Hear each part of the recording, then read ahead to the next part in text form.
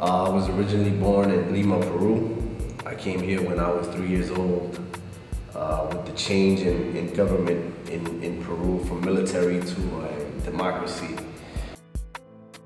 This caused a revolution throughout the country, and my parents' only solution was to leave the country, was to leave their beloved land to come here to the United States.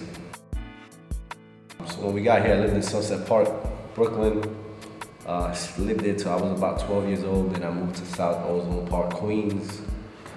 When I lived there, I hooked up with a lot of graffiti writers, so I immediately found an attraction towards graffiti. From there, it was non-stop graffiti, 24/7. So once I became a full-fledged graffiti writer, I used to write trig, and it was just a passion. Like, basically, you're creating yourself almost like a comic book hero, and you have like another identity, you know. And I think growing up in the hood and, you know, in the urban community, really, that's something that you need.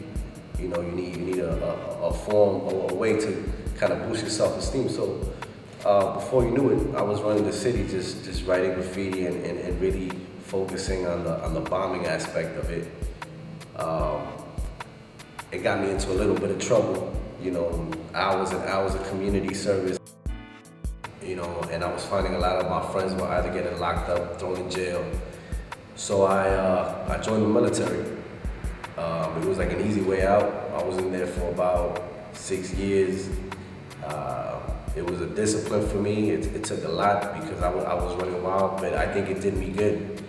I was a cable technician while I was in there, but my passion for art never changed, you know, and actually during my time in there, I would see a lot of the injustices that were going on throughout the world, and this caused kind of an awakening for me to leave the military and actually do something for my people, for my culture, and know a little bit more about myself.